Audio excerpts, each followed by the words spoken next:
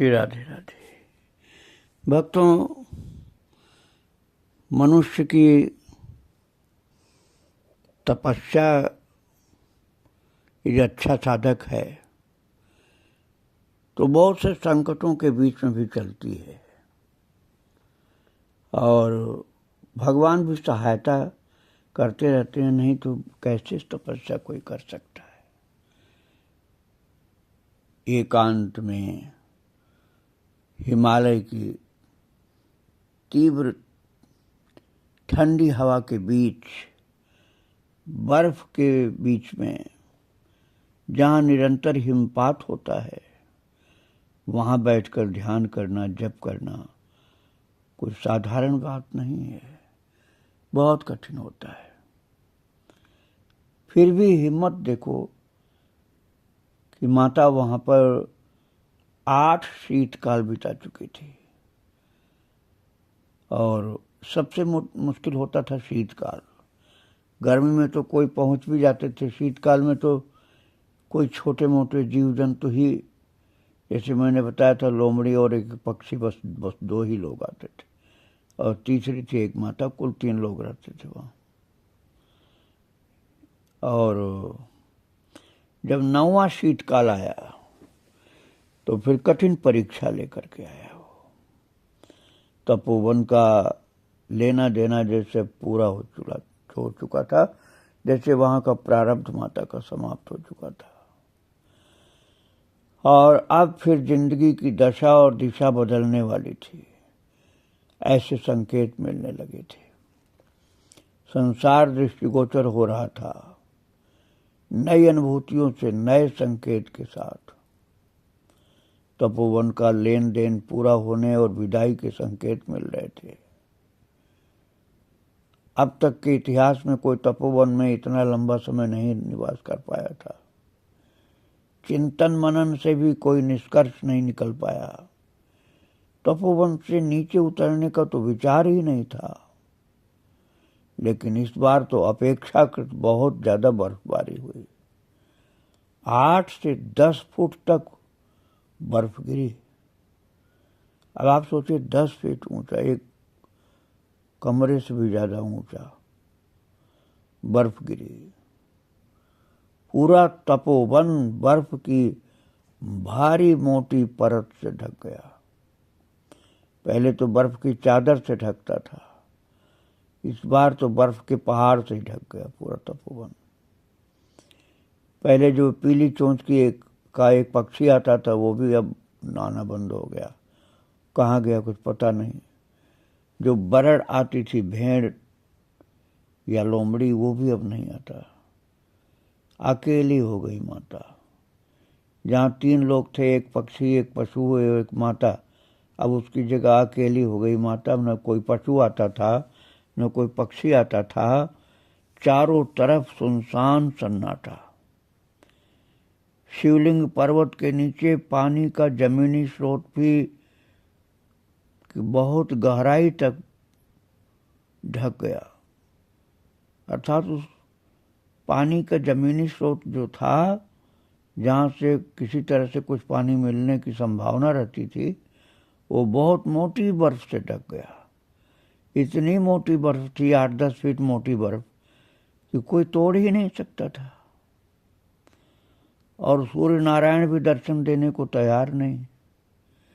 इस बार गुफा से बाहर निकलना भी मुश्किल लगता था। अब गुफा में पैक हो जाएंगे और निकल ही नहीं पाएंगे। नित्य कर्म के लिए भी दरवाजा खोलने में काफी मशक्कत करनी पड़ती थी। नित्य कर्म अर्थात शौच आदि क्रिया के लिए गुफा से बाहर जाना है और गुफा का दरवाजा भारी बर्फ से ढका हुआ, वो खुलना भी असंभव सा लगता था इसी में समाधि बन जाएगी। अब ध्यान में भी गुफा सुरंग का आभास देती थी। चारों ओर सफेद चांदनी के बीच काली सुरंग। इस गहरी सुरंग के बीच स्याह काला शरीर जैसे अपना रंग बदलने लगा। चारों ओर नीली किरणों का विकिरण, बिना वहां रहे कोई नहीं समझ सकता। माता को ऐसा लगता था चारों ओर से नीली किरणों का विकिरण हो रहा, चारों ओर पसरे सन्नाटे में गहन शांति का, लेकिन माता को सुखद अनुभव होता था वहां, गहन शांति का सुखद अनुभव। इसी स्थिति में कितने दिन बीत गए कुछ पता नहीं चला, महीनों बीत गए, महीनों 10 फीट बर्फ के भीतर बीत गए महीनों, और जीवन हो गया यंत्रवत। अब होश में रहते हुए भी मदहोशी छाई रहती थी। धीरे धीरे ये मदहोशी बेहोशी में तब्दील होने लगी, और ये शीतकाल बाकी वर्षों से अलग रहा। दीवार पर तारीखों का कैलेंडर भी अनियमित हो गया, समय का भी पता नहीं चला, दिन महीने यूं ही बीतते गए। मौसम बदला, थोड़ी सी बर्फ पिघली, और तब चिड़िया का आना शुरू हुआ। जब इस आनंद की खुमारी से बाहर निकल पाए किसी तरह, तो होश में शरीर का भान हुआ तो स्वयं को पहचानना ही मुश्किल हो गया। विशाल काय नील वर्ण शरीर, हाथ पैर इतने भारी कि हिलाना मुश्किल। सारी स्थिति को समझने की कोशिश की, ऐसा लगा कि शरीर में पानी भर गया था, या शायद खून ही पानी बनने लगा, जिससे शरीर फूल करके गहरा नीला हो गया। हाथ पैर हाथी के पांव जैसे हो गए। मां विचार करने लगी कि बर्फ थोड़ी पिघली है, गंगोत्री के कपाट खुलने का समय कुछ निकट आ रहा है। अब माता को लगा कि मेरी तो अब हिलने की भी स्थिति नहीं है, चलना फिरना तो कौन सोच सकता है, शरीर की हिलने की भी स्थिति नहीं थी। जब यह शरीर अपना कार्य ठीक से करने की स्थिति में नहीं है, तो अब आगे क्या होगा। ऐसे में लाल बाबा के लोग आएंगे तो नीचे ले जाने की कोशिश करेंगे। इससे तो अच्छा है कि उनके आने के पहले तपोवन में ही शरीर पूरा हो जाए। पिछले 7 दशकों की जीवन यात्रा के दृश्य जैसे किसी चलचित्र की तरह आंखों के सामने घूमने लगे। जो बीत गया था, जीवन में जो भी हुआ, सब अपने आप ही घटता गया। अब तो अतीत स्वप्न जैसा लगता है। सागर किनारे जन्म लेकर हिमशिखर तक आएगी। जन्म हुआ समुद्र के किनारे उडुपी में, कर्नाटक में, और हिमशिखर पर जड़ शरीर पड़ा हुआ। और अब ऊपर कहाँ जाना है, जहाँ जाना है वहां के लिए नारायण का स्मरण करने लगी। शरीर तो निष्क्रिय हो गया था, लेकिन दिल और दिमाग ठीक था। शरीर अपना भोग पूरा कर रहा था, अथवा यूं कह लीजिए कि कठिन प्रारब्ध भोग रहा था, और अंदर नारायण का चिंतन और स्मरण लगातार चल रहा था। महाभारत युद्ध में जब भीष्म पितामह अर्जुन के बाण से घायल होकर गिरने लगे, तो अर्जुन के बाणों से उनका पूरा शरीर जो भेद दिया गया था, और भीष्म धरती पर न गिरकर बाणों के शैया पर लेट गए। शाम को भीष्म ने श्री कृष्ण को बुला करके शरीर से मुक्त करने की जो प्रार्थना की, तब कन्हैया ने कहा कि अभी शरीर के भोग बाकी हैं, उसके बाद कष्ट भी दूर होंगे और शरीर भी मुक्त हो जाएगा। अर्थात शरीर से मुक्ति मिल जाएगी। अब गुफा में ही चिंतन करती रहती थी इसी प्रकार के भगवान और भगवान की लीलाओं का ही चिंतन लगातार चलता था। शरीर के अपने भोग हैं, पूरे होंगे, जो नियति है वो होकर रहेगी। ये सब हमारे कर्मों से निर्मित है, जो पूर्व जन्म के कर्म हैं उनसे ही प्रारब्ध बना है। कर्मों से प्रारब्ध बनता है, क्रियमाण कर्म है जो हम कर रहे हैं, इसी तरह संचित कर्म हैं जो हम पहले कर चुके हैं। क्रियमाण ही तो संचित होकर प्रारब्ध बनते हैं, उसका फल भी तो इसी शरीर को भोगना है ना। इसलिए हमें कर्म करते हुए जागरूक रहना है। अभी सामने जो भी स्थितियां हैं अर्थात जो भी परिस्थितियां हैं, अपनी विवेक बुद्धि से उसका सामना करते हुए अच्छे कर्म करना है, क्योंकि यही कर्म संचित होकर प्रारब्ध के रूप में हमारे सामने आएंगे। ऐसे में सद्गुरु और भगवान में आस्था और विश्वास हमें धैर्य और शक्ति प्रदान करता है, जो प्रतिकूल परिस्थितियों में हमारा संबल बनता है। जीवन में सुख और दुख साथ रहते हैं, कभी एक सामने दिखाई देता है तो कभी दूसरा सामने दिखाई देता है। इसलिए सुख और दुख दोनों स्थिति से बिना परेशान हुए दोनों में एक समभाव से जीना चाहिए। गर्मियों में जैसे ही पोर्टर सामान लेकर के आए, गर्मी का मतलब आप यहाँ समतल वाली गर्मी मत समझ लेना। अरे वहाँ की गर्मी जो होती है वो यहाँ की ठंड से भी ज़्यादा भयानक होती है। थोड़ा सा मौसम बदलना होता है उसको गर्मी बोलते हैं। तो माता को देख करके वो लोग घबरा गए, क्योंकि माता का शरीर अब ऐसा हो गया था कि वो पोर्टर जो आए थे लाल बाबा के यहाँ से लगभग 10-12 किलोमीटर चल करके, तो वो घबरा गए माता का शरीर देखकर। और माता कहती है हम उस समय अर्ध बेहोशी अवस्था में उनसे बात करने की स्थिति में नहीं थे। शरीर भी विशाल काय निष्क्रिय सा दिखलाई पड़ रहा उनको, और उन्हें लगा कि शायद ये समाप्त हो चुकी है। पास आने पर या उठाने की कोशिश भी नहीं करने को सोच रहे थे। उन्होंने समझा कि शरीर पूरा हो गया अर्थात समाप्त हो गया। उसी समय वापस चले गए और भोजवासा में जा करके लाल बाबा को खबर दी। लाल बाबा तो महान संत थे, बड़े धीरज वाले थे।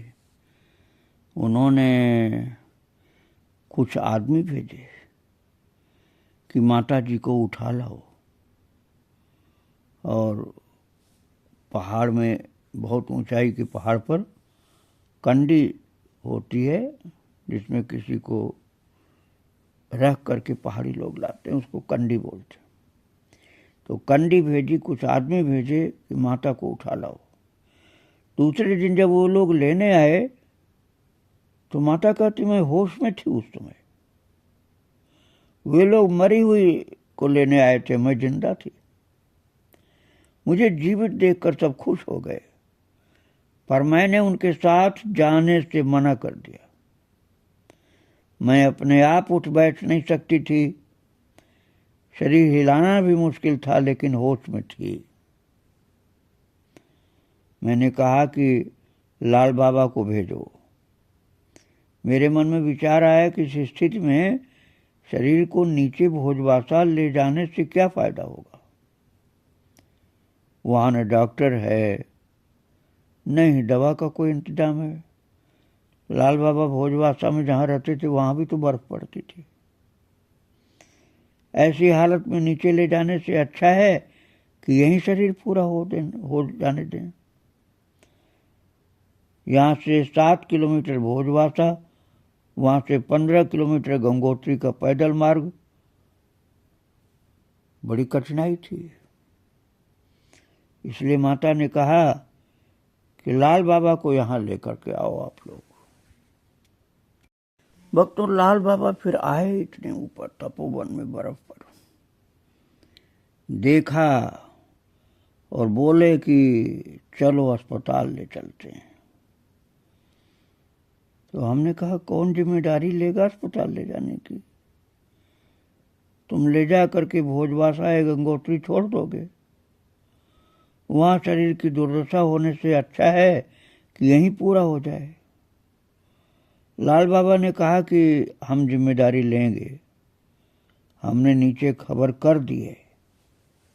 लाल बाबा ने किसी के माध्यम से गंगोत्री खबर भेज दिया था और गंगोत्री से ईशावास्यम और हरिद्वार। लाल बाबा के कहने पर माता कहती तब मैंने स्वीकृति दे दी कि ये शरीर हरिद्वार पहुंच जाए। इस शरीर को बड़ी मुश्किल से कंडी में रखा गया उठा करके, और दुर्गम रास्ता तय करते हुए पहले भोजवासा फिर गंगोत्री पहुंचाया गया। बहुत दुर्गम रास्ता था भक्तों, बड़ी चढ़ाई की जगह से अब उतराई थी। ईशावास्यम के स्वामी जी ने पूरी व्यवस्था कर रखी थी। वहां से टैक्सी द्वारा हरिद्वार के मिशन अस्पताल में भर्ती कराया गया, रामकृष्ण मिशन अस्पताल में। पहली नज़र में डॉक्टरों को भी लगा कि बचने की कोई उम्मीद नहीं है।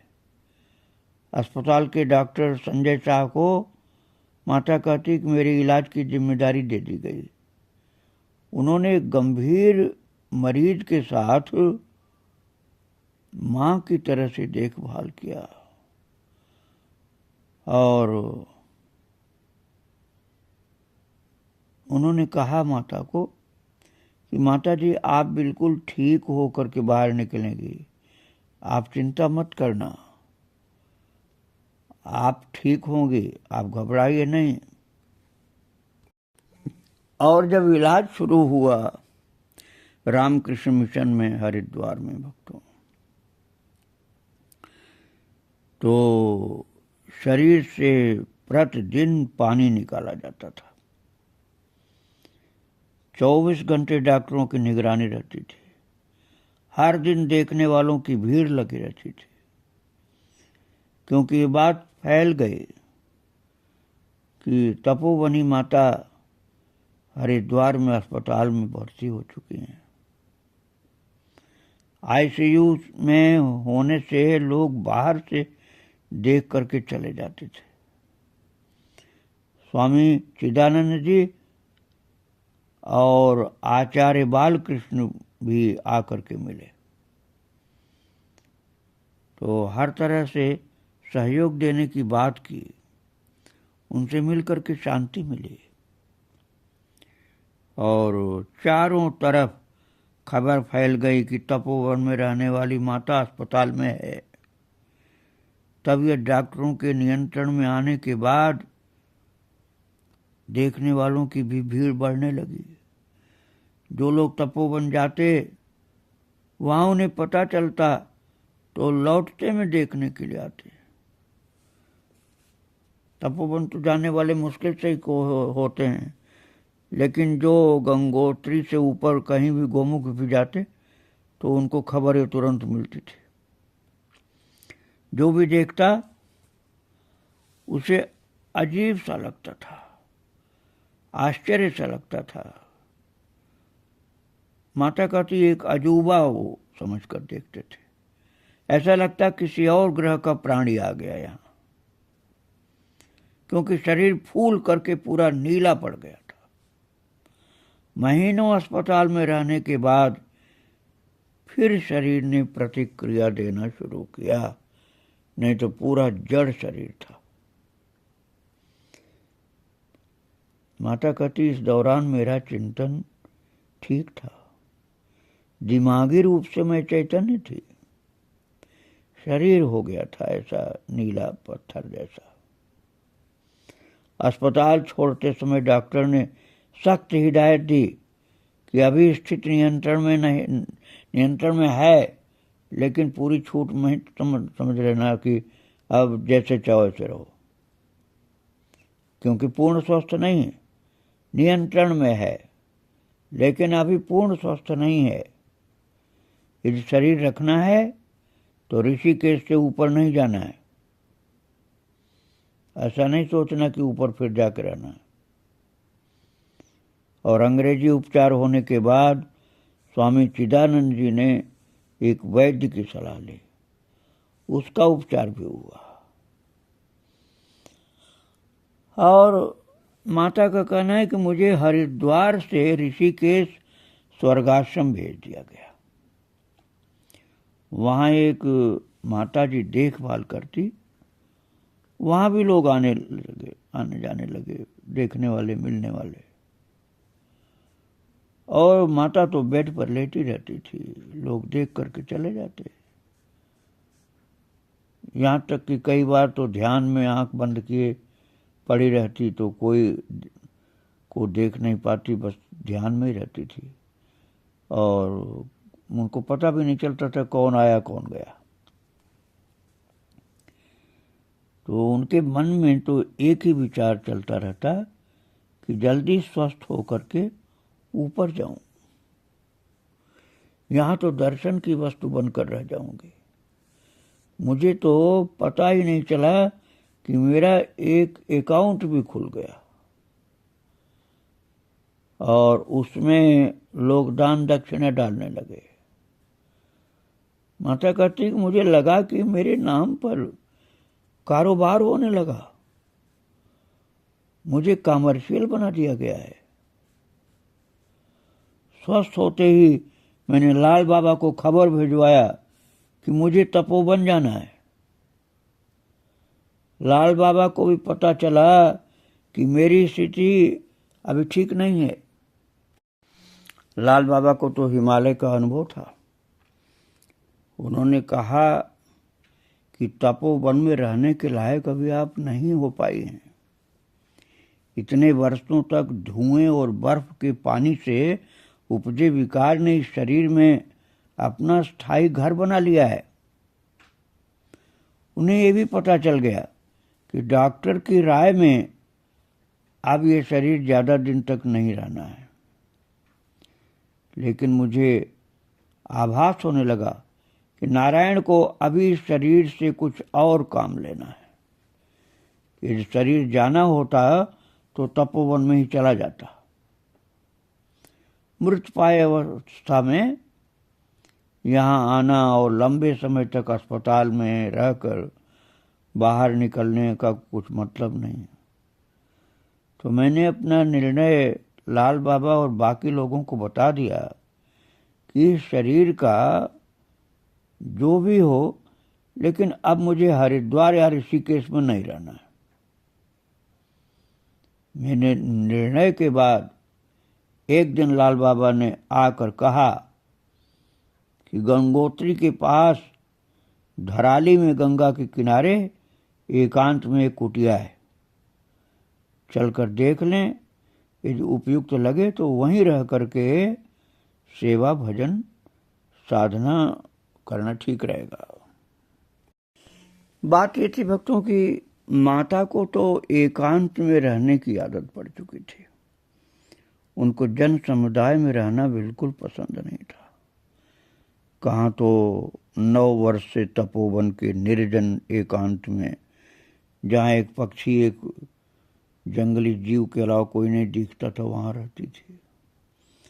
अब यहाँ रामकृष्ण मिशन में देखने वालों, दर्शन करने वालों की भीड़ में रहना पड़ रहा था। तो ऋषिकेश में भी उनको लगा कि बहुत भीड़ में रहना होगा, तो माता को ऐसा लगता था कि मुझे सामाजिक बनाना चाहते हैं, सामाजिक सरोकार मुझे अच्छा नहीं लग रहा। इससे निकलने के लिए मैं लाल बाबा के साथ धराली नाम की एक जगह है भक्तों, वो उत्तर काशी और गंगोत्री के बीच में है। मैंने माता का दर्शन वहीं किया था। लाल बाबा ने एक लकड़ी का घर बनवाया था, मंदिर का परिक्रमा और घर। तो माता लाल बाबा के साथ धराली चली गईं और वहाँ गंगा किनारे एकांत में कुटिया देख करके सकारात्मक ऊर्जा का अनुभव हुआ। उन्हें लगा ये एकांत सही है, ऋषिकेश और हरिद्वार में तो बहुत भीड़ रहेगी मेरे पास। तो इसलिए माता का निश्चय हो गया कि अब यहीं धराली में रहना है। माता के पवित्र तपस्यामय, भक्तिमय, ध्यानमय जीवन की आगे की बातों को मैं फिर सुनाऊंगा आपको, अर्थात उनकी चरितावली आगे आप फिर सुनेंगे। माता को प्रणाम करके आज यहीं विराम दे रहा हूँ। श्री राधे राधे, जय श्री राधे।